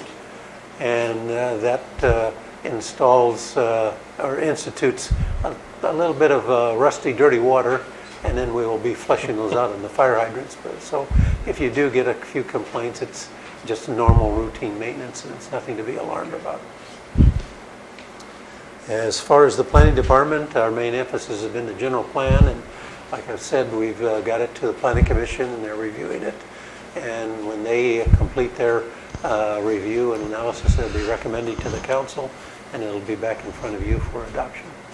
That'll cover us for the next 20 years to the year 2035.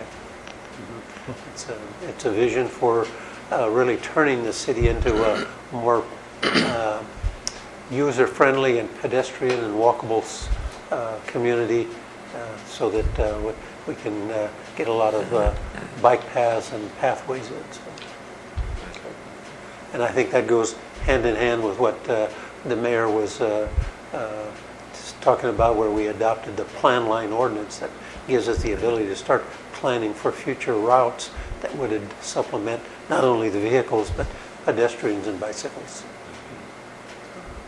And in my department, I'm sure the council's aware we've been really pushing hard for the refinancing of our debt service, and those bonds were solicited and they will be ratified on December the 22nd, and then we'll have final confirmation. We have the rough printouts of what they are, and there's going to be a substantial savings over the course of the years. And I think I just did the first 5 years, and there's a savings of almost $600,000, a little over $600,000 in the first 5 years. So, yeah, that's money. Yeah. And that's about it. Yeah. Great, thank you, Roger. Any questions?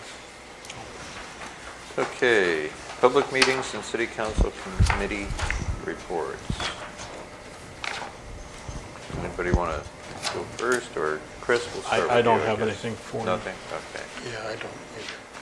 I have nothing. I had a LAFCO meeting, but and a second meeting, but nothing on San Juan.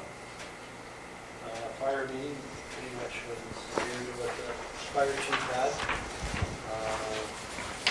Pretty much nothing else within that. Not the Wasn't able to do anything in government for that.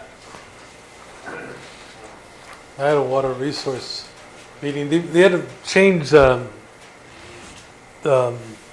budget, $91,000. It's no new money. It's from the reserves. They had to pull it in. They had higher expenses than they thought they were.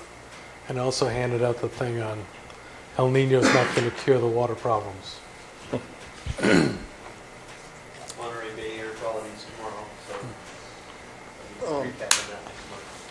Ask Jim a question. Jim, there was an article in the Freelance about purple line or purple valve water, you know, the recycled water. Mm-hmm. Did you guys get into that at all? Or? No, we did not.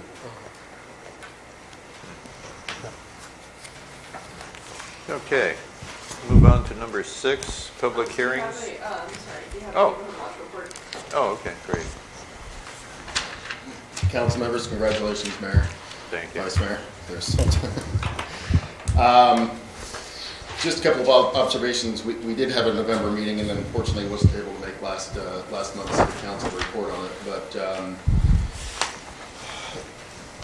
we had there was some concerns about general enforcement, both with municipal codes and quality of life, noise, and items like that. My personal observation is that the sheriff has been a lot more visible over the last month or two. So hopefully they can assist in some of that, since they're going to be in closer proximity, and hopefully get some of their reaction times down a little bit. In the last 6 days, we've had at least 2 car break-ins and 1 home attempted break-in. I've received emails on the neighborhood watch email. The vehicles were broken into, stereos stolen, and somebody had reported that their home, they had tried to get into, somebody had tried to get into their door lock, but apparently were not able to get in. trying to gather a little bit more information, but I've been telling everybody, I've been seeing a lot of this in social media and then having email exchanges with the people involved. And as usual, I tell everybody, report it. I think there is still some people who might not be reporting things and therefore we're not hearing at all. I would gather that there's probably more happening than we're actually hearing about. So to everybody, if you're a victim of a crime or attempted crime, if somebody's trying to break in your house, call 911 and report it. They don't know that we have an issue unless they hear about it. So that's that. And I've just kind of based on a little bit of that, I've had 3 signups just in the last couple of days on the NW SJB website, and that kind of gets you into emails. And so when I see alerts and stuff, or things that are cropping up, like the more recent things in the last couple of days, I'll send an email out. And actually, I didn't have my master list to do it off earlier, so this afternoon I'll be shooting one out. And kind of related to Neighborhood Watch is I encourage all homeowners to take a quick peek around their home in the rainy season, break out your rakes, and help the city out a little bit by cleaning out your gutters and getting your big leaves off. We're going out every couple of days just in front of our house, and I helped my neighbors get their leaves out before it became a bigger issue. But let's help the city out and keep the leaves out so we don't have bigger issues and flooded streets. So, all I have. Great. Eric? Thank you. Can I ask you? Yes. The car burglaries, where were they? 7th Street near Washington. Both of them? I understand one was on 7th. To be honest, the second one I don't quite remember. The home burglary, or the attempted burglary, I believe, was also on the Washington near 6th, 7th, I believe. Thank you. Yeah. Okay. So now we'll move to item 6, public hearings. First one is consider adopting an ordinance amending the municipal code and adding section 11-08 hillside development regulations. Yeah, Mr. Mayor and members of the City Council, the Planning Commission has been reviewing this for some time and recognizing that we have various regulations in our municipal code to handle development, subdivisions, but we lack a little bit of regulations that approach hillside development because it's a special consideration. And so we embarked upon developing some regulations that would affect the hillside areas. We have a very small percentage of areas that affect the hillside area. However, we took the San Benito County's hillside ordinance and we looked at that and we tried to mirror those regulations and tailor it to ours so that it's consistent, because the hills right behind us are under county jurisdiction and the hills facing us would be under our jurisdiction. So our code is very similar, but it's just tailored to us, and we reinforce some provisions there. But the whole purpose is to give us a little bit of regulations to where when we do get development in the hillside areas that we have the tools to handle those things. And hillside developments are primarily restricted to constraints of the property. Landslides, soil properties, steep slopes, scars and carpets and stuff like that, seismic anomalies and stuff. So you've got to identify all those things before you allow development to go up on those hills. And I think this ordinance here amplifies the efforts that when an application comes forward, we have a pre-application process where they sit down with us and then go through and identify all of the problems, and they can make the applications, and then comes forward, and then the Planning Commission will review it. They can attach conditions. We've also put in there in the provisions there where the conditions will have whole harmless agreements, as well as during winter seasons between October the 15th to March the 15th, and that's the winter section, then we will require performance bonds. And that will make sure that the erosion protection and the straw wattles are incorporated into their construction all during that period. So it's well thought out, and I think the Planning Commission done a good job of identifying the key issues to it. And then, of course, our city attorney, she's reviewed it, and we strengthened it with the necessary findings for you to make so that you can approve it. And tonight would be the first introduction and read by title only. Any questions for staff? The county does not allow any building on top of the ridge line.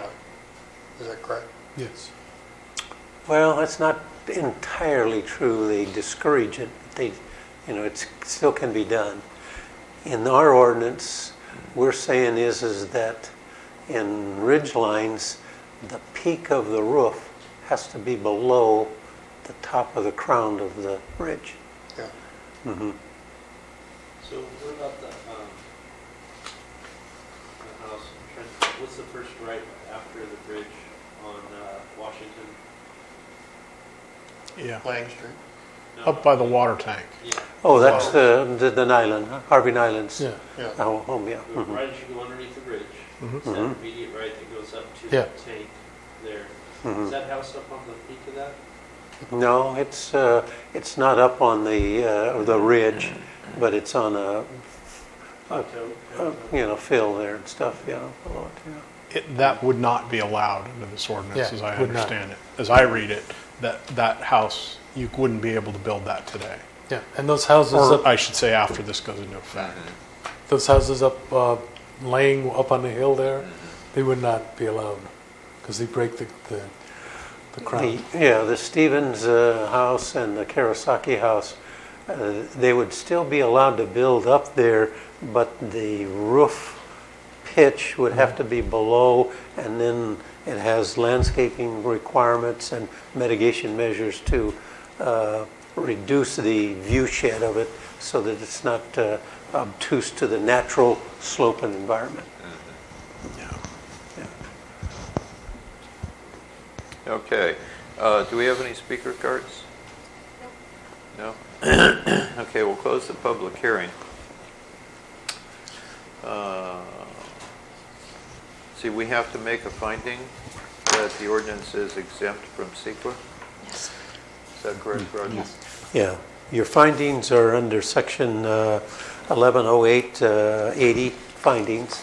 And if you would like, I'd read those as that the Planning Commission makes the following findings for approval of said ordinance there. It says the regulations is consistent with the goals, objectives, and policies of the general plan and design standards of the San Juan Bautista Municipal Code. That the regulations are necessary and desirable in relationship to the purpose and intent of requiring development standards in hillside areas and slopes of 20% or greater to retain and enhance the city's rural atmosphere and protect the natural environment. That the regulations are necessary to protect the view shed of the hillside areas along the scenic corridors of Highway 156 and other rural streets and roads. That the regulations will encourage sustainable development in hillside areas that will protect and preserve natural features of the area. That the regulations will establish review and evaluation procedures of physical constraints on the hillside areas to require construction standards that will protect and mitigate impacts to the surrounding area. And last, the regulations will not adversely affect the health or safety of properties and persons living in and around the hillside areas and not be detrimental to the public welfare of the city and its residents. Okay.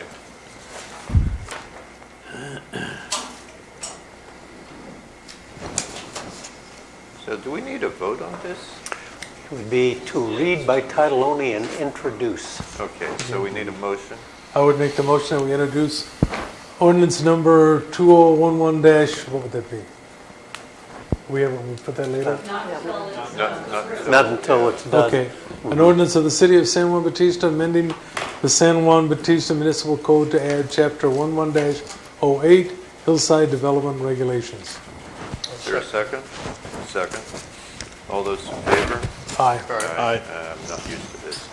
Okay, we need to do a roll call vote on that, please. Councilmember West? Yes. Councilmember Locke? Yes. Councilmember Love? Yes. Vice Mayor Martin? Aye. Mayor Fitch? Aye. All members of the council, do you present the motion to Okay, we'll go to 6B, consider an amendment to the Municipal Code, Chapter 11-02-050, permitted and conditional uses by zoning district matrix. Again, Mr. Mayor, members of the council, the Planning Commission embarked upon upgrading the matrix of permitted, allowable, and conditional uses throughout the various zoning districts. They spent enormous time identifying what the existing ordinance has, as well as new uses that have been developed since the original one back 15, 20 years ago. And they came up with new standards, or not new standards, but new identifications of permitted, conditional use, site review, as well as not authorizing uses in certain designated hillside areas, as well as zoning districts. So it's fairly comprehensive, and it's added a lot of new uses that we have not recognized as coming into the city, but potentially they could. Planning Commission reviewed this. Upon reviewing by our city attorney, she said that it should be strengthened on the first whereases in the ordinance for findings that support the adoption of this, because some of the changes we made affect the ability to do things in certain zoning districts, and those could have an environmental impact, both positive or negative. And so the findings that were made here support that and give the opportunity for the City Council to make the introduction and read by title only. And if I can kind of go with the 4th paragraph, is that the City Council finds that this ordinance is exempt from the California Environmental Quality Act under the CEQA guidelines of 15061B and C, 15183, 15308, 15378, and the Public Resources Code section 21083.3 subsection C under the CEQA guidelines. And then it says the following general plan policies support the adoptions, and that would be policy of land L9, maintain local growth management programs which protect San Juan Bautista from uncontrolled growth. Policy L10, protect residential areas from the effect of potential incompatible uses. Policy L18 supports new mixed uses in development on the remaining vacant and undeveloped sites in San Juan Bautista, particularly in the downtown along the McCollum Street. L25 encourage light industry and agriculture industry as a means to generate jobs and tax revenue. L27 is attract business and services which provide day-to-day needs for local residents as well as a need for visitors. And H5 is allow residential uses in all areas designated for commercial and mixed use on land use diagrams where combined with commercial uses and compatible with the other goals and policies of the general plan. Thank you. Any questions? I'd like to ask, how many meetings of the Planning Commission dealt with this subject? I would say probably 5, maybe. Quite a few. Was there any public negative comments by any of the conclusions? In other words, was there any resistance to any of these, or was it all unanimous? No, I don't think we had any resistance. I think it was more favorable because we added a lot of new categories that weren't available, and when we'd have somebody come in and says, hey, I want to do this, hey, I'm sorry, but it's not identified as an allowable use, and so now we made it a little bit more user-friendly, I think. And no members of the public or commercial district or No opposition to this at all? No? Okay. Okay, we'll open the public hearing. Do we have any speaker cards? No speaker cards? Okay, we'll close the public hearing. And bring it back to the council for a motion.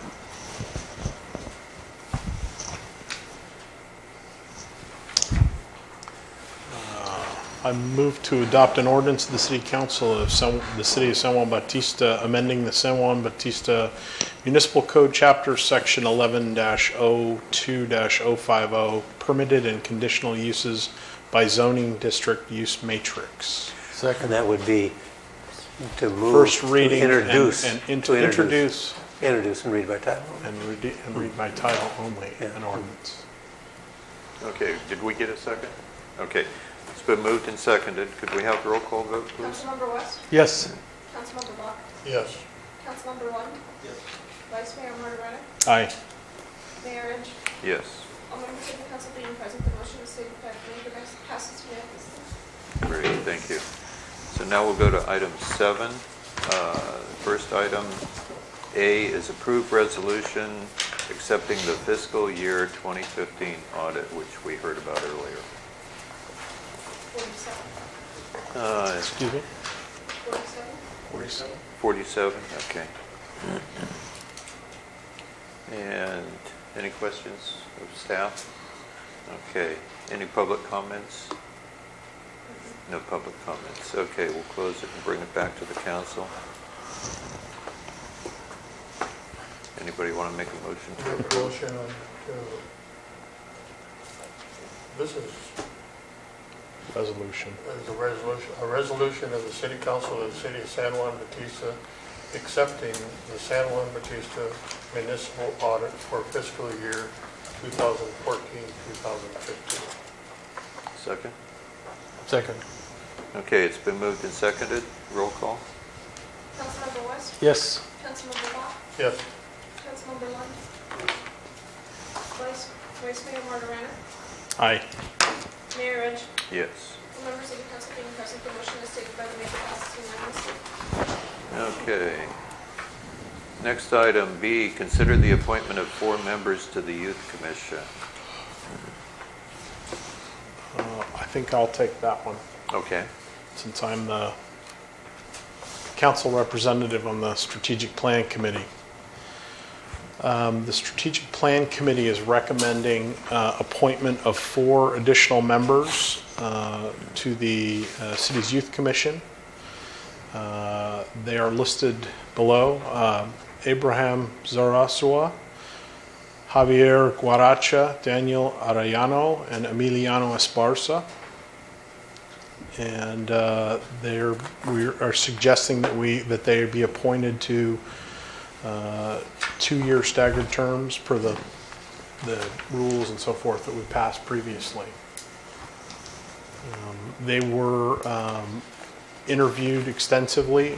I believe Connie participated, was one of the primary interviewers, and can probably answer any questions if anybody has any specific questions about the individuals. Any questions? And then you can get, Pardon me? it's neat, you can get these guys involved. Yeah, I know that Connie and Shauna were very, very impressed with the caliber of these young folks. This will give us how many members now? 10? I believe it takes us to 9. We have 11 seats. 6 were filled. One commissioner dropped out because she was moving out of town. And we interviewed, I believe, 7 people, and 4 made the commission. Okay. Are being recommended. So that'll take us to 9 of 11. 9. That's good. That's good. Yeah. Okay. Any questions or any other questions, I should say? No questions. Okay. Open the public hearing. Do we have any speaker cards? No. Okay. So we'll close the public hearing. I think my wife knows some of these kids. She was pretty impressed with the choices. So looks like they'll do a good job. I know Xavier is, his dad is Eddie Waracha, who used to be the superintendent of the parks here. Ah. So he still lives locally, even though his dad is working up in Sacramento. Great. Okay. Great. Anybody want to make a motion? I move that we, you want to list their names, or the four? The four recommended. Four recommended. Yeah, you read the name. Commissioners. Commissioners to the commission. Second. Yeah. Been moved and seconded. Roll call. Councilmember West? Yes. Councilmember Law? Yeah. Councilmember Long? Yep. Vice Mayor Margarita? Aye. Mayor Edge? Yes. All members of the council being present, the motion as stated by the mayor passes unanimously. Okay, 7C, consider a position description for the Youth Commission Adult Advisor position. That was the tail end of the staff report, wasn't it? It's on the back page. Yeah. I don't know if you've had a chance to read it. Would you like me to read it? No, that's okay. I looked it over. This is basically just formalizing what the person already does, right? Well, they're really just getting started, so we wanted to provide some more specific guidelines. The intent here is for the youth to drive this project and not have it be directed by an advisor. We're appointing the youth to the commission. They are covered by the Brown Act. They have the same the same restrictions that we do in terms of doing business, conducting business. And so the advisor would be, intended to help them with those issues. And then, but not directing the activities of the group, not pushing them in a particular direction, but facilitating them with direction toward, resources and so forth. Sounds good. Instruction, sure. Okay, any questions? Do you have an advisor? Yes. And her name is escaping me. I'm sorry.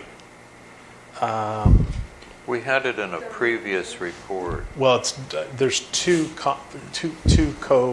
co-advisors, Donna Holmes and Joey Canepa. I'm sorry, I was drawing a blank on the Joey part. Joey Canepa. Okay. So they are the Can't go two. wrong with Donna. Would they serve together in this position? Yeah, they're both providing support. Exactly. Okay. All right. Any speaker cards? No speaker cards. Okay. So, what would you guys like to do? And both of those individuals have to go through life scan, and that's the last one that we add. Of course. Right. Yeah. Yeah. So pretty much we can, depending on the life cycle. Yeah, I would imagine. Well, actually, what we're doing is approving the position description. Right. And Not the people. not the people. Correct. Yeah. So this would go into the city's records for HR policy, so forth. Yes. And so I guess that's, Roger, what would we then, We'll have Trish develop this and include it into our HR policy. So can we approve this here and now? Yeah, I think you Okay. can. So, Basically, direction. yeah, I guess, or give direction to staff to put this in Do the, we need a vote, Roger? I would say, It'll come up, right, when they get it, when you get it developed. yeah, we could bring it back as a staff report, and Trish could prepare it to include as a job description that would include into the city's Human Resources Department. okay, Give us a better breakdown of it. Yeah. okay. So it sounds like that's the consensus. Okay, that Is that- sounds good. Everybody okay with that? Yeah. Okay. All right, number 8, discussion items. Water and I don't sewer. think you guys voted on 7C. No, we're not. Yeah, We're it's directing going to staff. staff for development of HR policies. And a resolution. That's a consensus.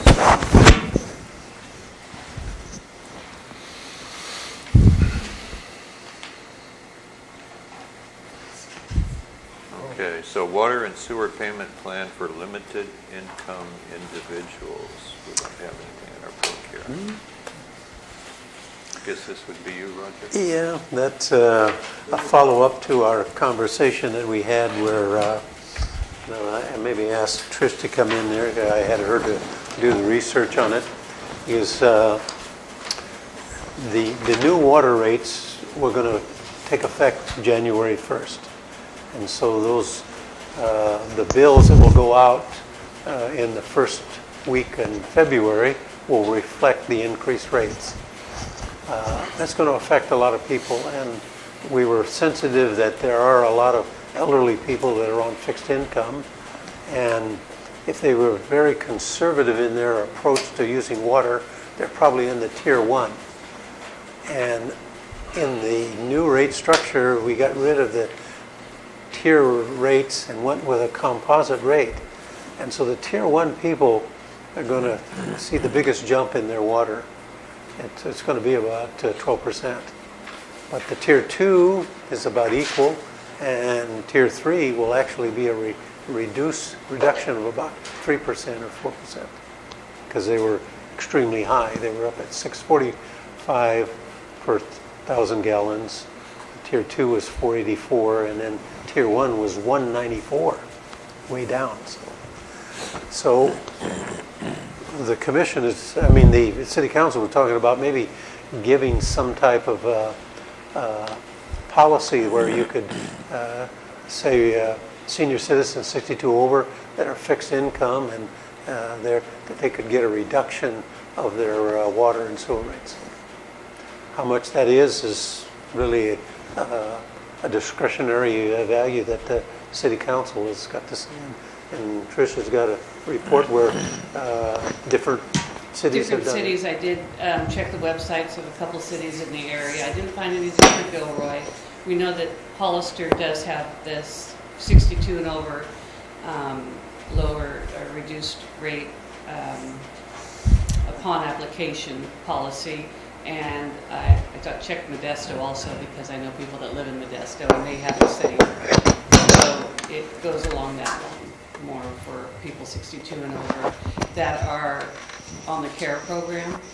I think Modesto had a rather extensive application period that they would have to fill out, but as we discussed before, it would be very much easier for staff if we just asked them to show their PG&E bill that had them on the CARE program, and I guess their driver's license with the age group. And they would, and basically then it would be almost pre-qualified, and then we could select them for the lower rate. Now the question is what is the lower rate? Should it be 10%, 15, 20, 25?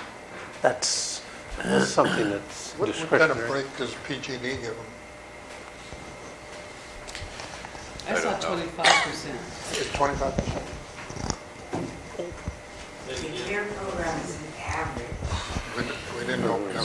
The average, yeah. So the cities that did offer the program, they offered a 25% decrease, but Maggie says it's an average. And I think Hollister was only sewer, where the Modesto was sewer and water. And that was like a 2001 or something resolution they've had on the books for a long time. Isn't that where they jumped up their sewer rates really high? Yeah. We're talking about here, if you do anything, it would affect people 62 or over, and then they're in the CARE program. It would be both applicable to sewer and water. Any idea how many people would qualify? You think it's going to quite a bit? How many people do you think would be able to qualify for that in the city? It doesn't really sound like it'll be that high. I have no idea, We'd have to look at the census, and that was dated, 2000, 2000. It would only be on tier 1 people, wouldn't it? I would say that the majority of them are going to be... there are no tiers. There's no tiers, so it's not, the tiers don't come into play. Yeah, it's going to affect the old people that were on Tier 1, yeah. Right. That's where it's going to be the biggest impact. And those are the folks that are going to see about a 12% increase. Yeah. Mhm. So in my mind, the question is, do we want them to see any increase? Do we want to give them a discount beyond that? You know, if we did 10%, they're realizing an actual increase of only 2%. If we go to 15, then they're saying, like in theory, a theoretical reduction of 3% from the current rates. 20% then would be 8%. But then on the other hand, if there's somebody that can afford the 12% and they're making big money, but they've been conserving with water, then they shouldn't really be patronized to pay less. You know? No, I think they're working, they're not going to qualify for the CARE program. Yeah, it's got to be those people. Yeah. They're going to be low wage people or... We're not going to make it. Yeah, I already PG&E tried. tell you how many people they have in Not town? even close. No, I don't think they would. It's, I think that I thought that it was through the community workforce development that it put this through and then it attached to, those are 2 programs, huh? Because they have a program too, and I think they give a lump sum. I don't know. And all I can say is that whatever you do, we will adopt it by resolution. We'll keep an eye on it, and if it has material effects on our revenue and is creating a problem, then we'll report back to you, and then you could suspend it or adjust it appropriately. But I don't think that it's I would suggest that we open it up to, the criteria would be, you have to already be on the PG&E CARE program. All right. And 62 or older. You have to be a resident, of course, and show identification as to who you are, and make it 12%. Yeah. 12% discount, because that's what we're raising. I mean, they were already paying it, and if we take away the increase. Yeah, and I like your idea of going through the PG&E because they already qualify them. Right. So we don't have to. All they have to do is bring in their thing that shows that they're on their bill or whatever it shows. And give them the 12%. And then that makes it easier on you guys, because you don't have to go through all this qualification and everything. That's a reasonable approach. Do we know that the CARE program identification shows up on the PG&E bill? Yeah, you'll see it on. Yeah. It does show up? Yeah. Okay. All right. So well, they have to have like some. the regular bill, and then we'll show the CARE discount, and then we'll have the total. Okay. So, a point of clarification, are you wanting it to apply only to those 62 and over? Well, I don't care how old they are. That was. Or CARE pack? Because my recollection of the previous conversation is we had not opted for the age limit. We just said the CARE program, and I don't feel particularly strongly either way, but I just need to clarify that. Well, I also want I figure if they're already on CARE, they need help.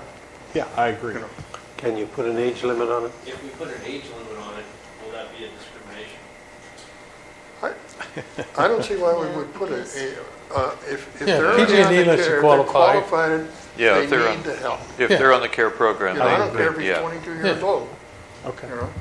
Yeah. Okay. And then we could watch that for a while and see how it goes. Yeah. And not a resident, just a water user, a customer. Oh yeah, yeah. Yeah. I'd be happy with that. Yeah. Okay. Sounds like, Do we need to bring this back? Yes, we'll bring it back Create a as resolution. an official policy and a resolution. Okay. Good. There'll be no age limitations.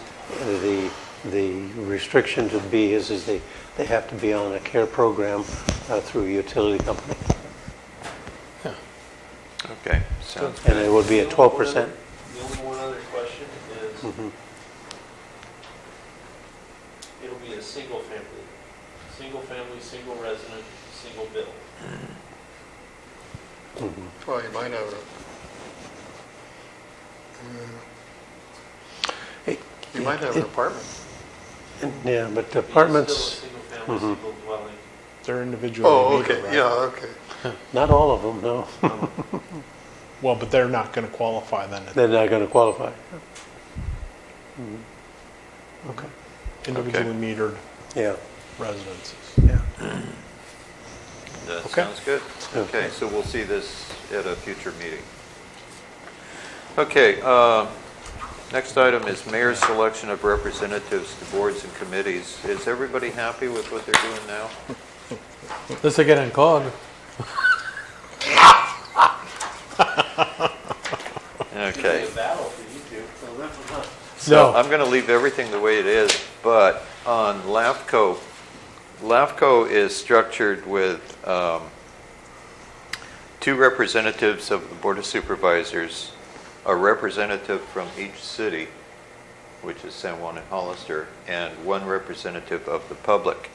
And there are already alternate members for each one of those positions. There's an alternate for the supervisors, an alternate for the city member, whether if I'm not there or the city of Hollister member isn't there, there's somebody to take that. I never realized that I'm your alternate. Yeah, so what I'm going to do is I'm going to take you off, because if I couldn't make it, you wouldn't be called to serve. It would be the alternate who's already in place. They have an alternate for the public member, an alternate for the city member, and an alternate. Where are those Mark alternates come from? Mark LAFCO Tognazini has is an one of them, alternate. and I Got think it. Robert Rivas is one, and I forget Oh. who the city one is. Oh, I didn't realize. So, yeah, so it's already structured and taken care of. So, Okay. so with that single change then, One less I'll just leave non-paying everything. job. Yeah, you won't get any more commissioner handbooks to read. Okay, that takes care of that. Comments, city council. Chris? Thank you for electing me in absentia. Yeah, be whatever. careful what you wish for. Yeah, no kidding. I have to say, I had an absolutely fantastic time at the Holiday Lights Parade last weekend.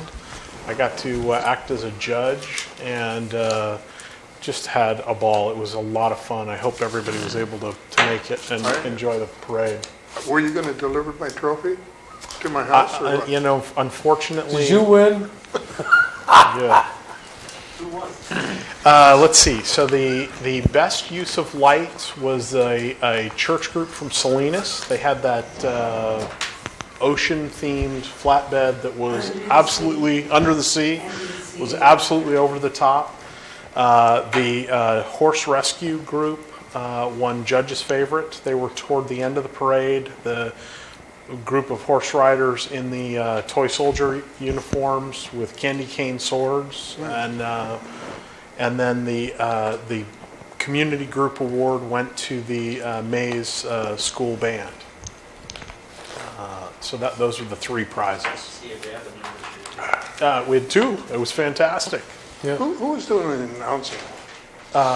Most of the announcing Was that was Cesar? done by Cesar Flores, yes, and it was surprising to see him beating out John Ferreira for the mic. I mean,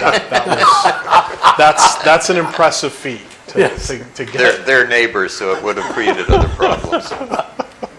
Well, I enjoyed the parade too. When I went there, Anthony Botello brought the candy, and I said, Anthony, we're not allowed to throw candy out. He said, hey, I'm the supervisor, you're the city councilman. We're doing it. Okay. Also, we have the bonfire coming up this Friday. That's right, this Friday. So hopefully we'll see everybody out there, and hopefully it'll be a good turnout. Enjoy it while we can. Yeah, yeah. Seems to be each year a battle, and Anthony Botello spends a lot of money for a lot of the gifts and stuff for the kids. Get that stuff out there, and I think we probably need to start putting a little more effort into it. I'd really like to see it continue as a tradition. Well, they tried to stop it for a couple of years there, but Who? I don't know. I think it was the church tried to stop it. What's They that? tried, they failed, and then the diocese, I think it was the church itself tried to stop it. And then We just piled the wood up and burned it anyway. I think the church was going through a soul searching on liability, and I think it was just that period of time, and after they recognized it was minimum liability. The big problem is that somebody's supposed to go through there with a magnet and pick up all the nails that are left from the pallets, and it's not being done. And so then when that lot is used for parking, then there's exposure to flat tires. Didn't somebody throw a propane tank in there one time? I don't know. What? I don't know. Something Propane tank? There was something like that. Yeah. Any other comments? No? Okay. And I'll just say thank you for electing me mayor. I'll try to get the meetings done earlier. Okay. When I call for a motion, let's step up to the plate a little bit faster, guys. Don't be bashful. Okay. Okay, motion to adjourn. Wait. You can't do that We're anymore. on city manager. None? City attorney? Sorry, I just wanted to report briefly on the medical marijuana ordinance. After the meeting, Councilmember Maturana asked me, well, what about people that cultivate for their own personal uses at their property? Do they fall under the cultivation ban that you currently have in place? And the answer is yes, and that's why you're not in an emergency situation right now where you have to adopt an ordinance to comply with state law, because you do have a total ban. But I'm going to bring something back, put it through the Planning Commission come the first of the year, just to clean it up a little bit, to make it work with the new legislation, but your ban is a total ban on cultivation. So with that... That's not, came up after our meeting. Right. Yeah, I thought there was a ban on commercial cultivation. It's a total ban on cultivation of medical marijuana. Does the state allow personal use cultivation? Under the old act, the Compassionate Use Act, they did allow individuals to grow for their own personal use. Oh, okay. And a lot of cities exempted that then from their ordinance. And that's why they have to go back and clean it up right now, because in that case, then the state's going to start issuing licenses because they allow a certain amount of cultivation. And with a total ban in place, the state won't issue any licenses, period. So you're in that category. So Merry Christmas, everybody. Thank you, same to Christmas you. Move to adjourn. Okay, now I'll make a motion to adjourn. All in favor? We're adjourned.